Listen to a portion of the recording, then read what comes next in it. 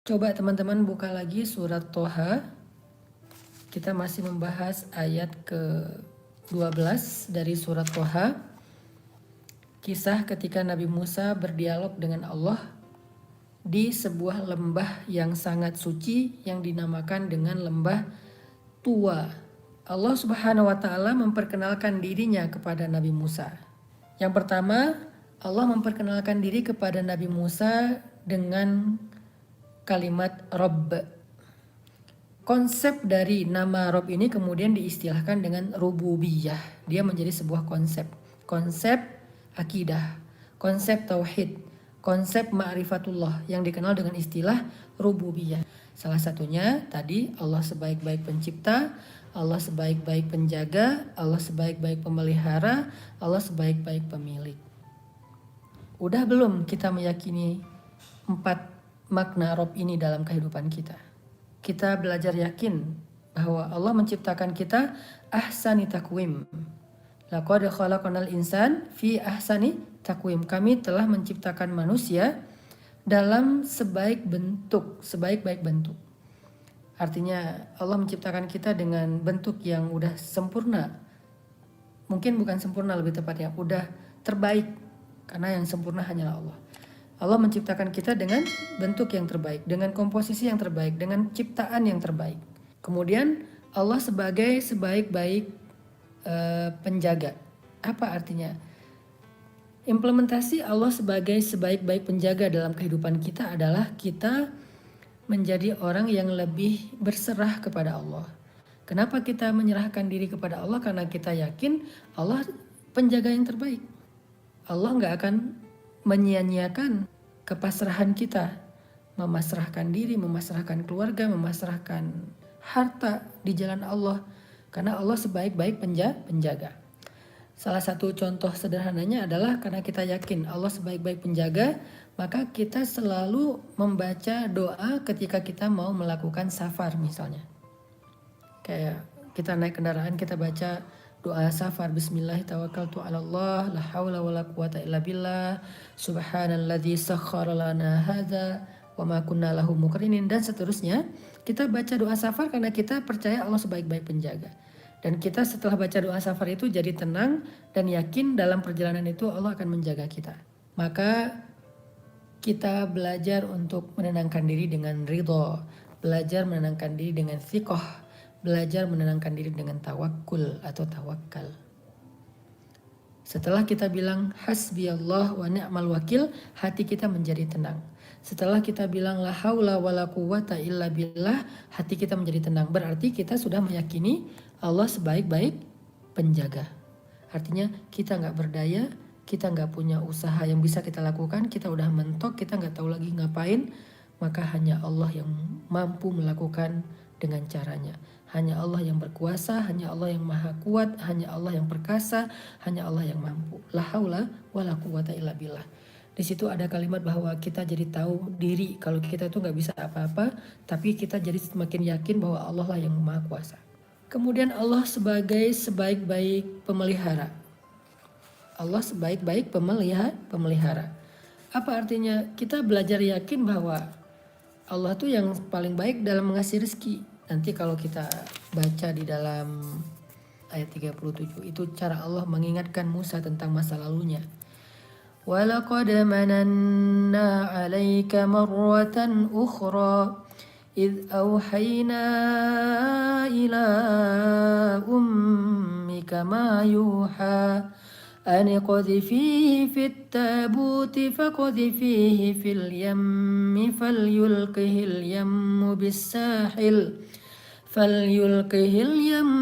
بِالسَّاحِلِ يَأْخُذْهُ عَدُوٌّ لِّي وَعَدُوٌّ لَّهُ وَأَلْقَيْتُ عَلَيْكَ مَحَبَّةً مِّنِّي وَلِتُصْنَعَ عَلَى عَيْنِي إِذْ تَمْشِي أُخْتُكَ فَتَقُولُ هَلْ أَدُلُّكُمْ عَلَى مَن يَكْفُلُهُ فَرَجَعْنَاكَ إِلَى أُمِّكَ كَيْ تَقَرَّ عَيْنُهَا وَلَا تَحْزَنَ وَقَتَلْتَ نَفْسًا فَنَجَّيْنَاكَ مِنَ الْغَمِّ وَفَتَنَّاكَ فُتُونًا فلبثت سنين في أهل مدين ثم جئت على قدري يا موسى. Ini yang tadi saya cerita. Gimana cara Allah mengingatkan kembali kepada Musa tentang perjalanan hidup Nabi Musa dari sejak kecil. Allah pengen ngasih tahu siapa yang menyelamatkan kamu dengan cara dihanyutkan ke sungai Nil. Siapa yang menyelamatkan kamu ketika kamu berada di dalam istana musuhmu Fir'aun ketika dia mau membunuhmu saat dia tahu bahwa kamu bayi Bani Israel. Siapa yang menyelamatkan kamu ketika kamu dikejar-kejar oleh tentara Fir'aun gara-gara membunuh laki-laki Kipti? Siapa yang menyelamatkan kamu ketika kamu terkatung-katung di padang pasir? Siapa yang telah menyelamatkan kamu dan memberikan kamu tempat tinggal, keluarga, naungan di Madian? Allah Subhanahu wa Ta'ala.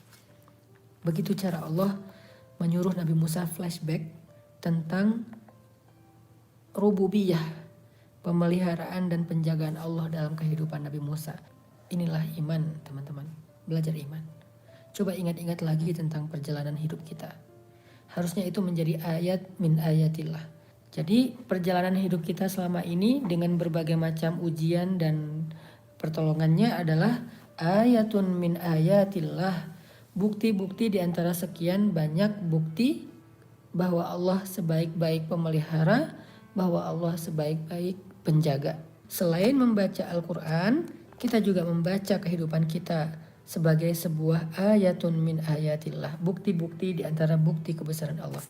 Makanya Allah mengatakan di dalam ayat 23 itu kata Allah, linuriyaka min ayatinal kubra.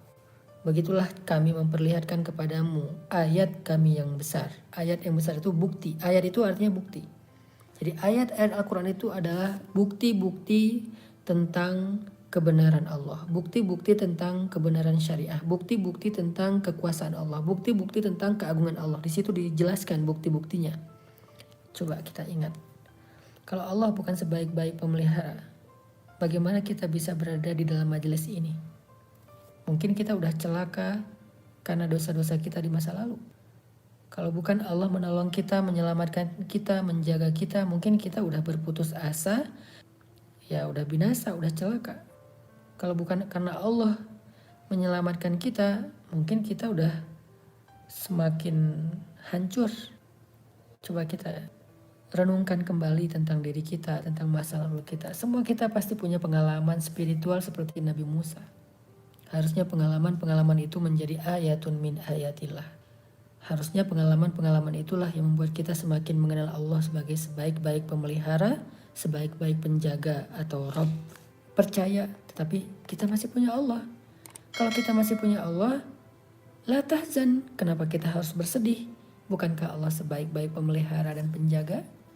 Dan awal dari kebaikan itu adalah Allah menjaga dan menyelamatkan hati kita. Sehingga kita kuat menghadapi masalah. Berserah kepada Allah. Kalau berserah kepada manusia, kita akan kecewa. Berserah kepada harta, kita akan merasa kurang. Berserah kepada makhluk, kita akan merasa sedih, sakit hati. Maka berserahlah kepada Allah yang gak pernah mengecewakan siapapun selama dia berbaik sangka kepadanya.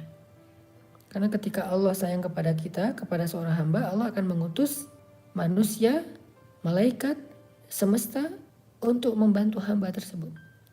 Kita nggak pernah tahu kecuali apa yang terlihat. Kadang-kadang ada banyak yang kita nggak lihat, yang kita nggak sadari, tetapi ternyata itu membantu kita. Bisa jadi kita lagi naik motor nih. Sebetulnya di depan itu jarak sekilo lagi di jalan ada batu besar. Di jalan ada pasir yang tumpah dari truk. Sehingga ketika kita lewati jalan itu, kita mungkin akan terpeleset sehingga jatuh. Tapi Allah Subhanahu wa Ta'ala telah mendatangkan seseorang yang baik hati melewati jalan itu atau ada di situ. Kemudian Allah bujuk hatinya sehingga dengan hati yang baik itu dia pun memindahkan batu dari jalan. Dia pun membersihkan pasir dari jalan. Sehingga dengan itu saat kita lewat, kita tidak akan terpeleset. Tapi kan kita nggak ngelihat. kita nggak tahu ada kejadian itu kan. Kita taunya jalan kita aman-aman aja. Itulah kenapa Allah bekerja dalam misteri. Allah seringkali bekerja dalam gaib. Yu'minuna bil gaib, beriman kepada yang tidak tampak. Kita nggak boleh hanya beriman kepada yang syahadah, yang tampak. Kita juga harus beriman kepada yang gaib, yang tidak tampak, yang Allah rencanakan, yang Allah lakukan. Kita nggak harus tahu, tapi kita yakin bahwa Allah melakukan itu. Kalau kita hanya menyimpulkan yang tampak-tampak saja, berarti kita nggak pakai iman dalam hidup, hanya pakai indera. Karena kita hanya pakai indera, akhirnya kita banyak mengeluh. Akhirnya kita banyak khawatir. Akhirnya kita kurang bersyukur. Akhirnya kita nggak pernah belajar. Akhirnya kita nggak tahu cara berpasrah dan berserah kepada Allah. Karena kita cuma pakai indera yang penglihatan. Kalau kita nggak ngelihat, kita nggak percaya. Padahal Allah bekerja dalam diam. Allah bekerja dalam gaib yang tidak terlihat. Allah mengutus orang-orang baik untuk menolong kita, menyelamatkan kita tanpa kita sadari. Maka jadikanlah pengalaman hidup kita, kalau kita berterima kasih kepada seseorang, maka yang lebih utama lagi, kita berterima kasih kepada Allah karena orang itu. Kita berterima kasih kepada seseorang karena membantu kita. Tetapi orang itu tidak akan membantu kita kecuali Allah yang membujuk hatinya untuk melakukan itu. Maka kita juga bersyukur kepada Allah karena telah mengutus orang yang baik itu untuk membantu kita.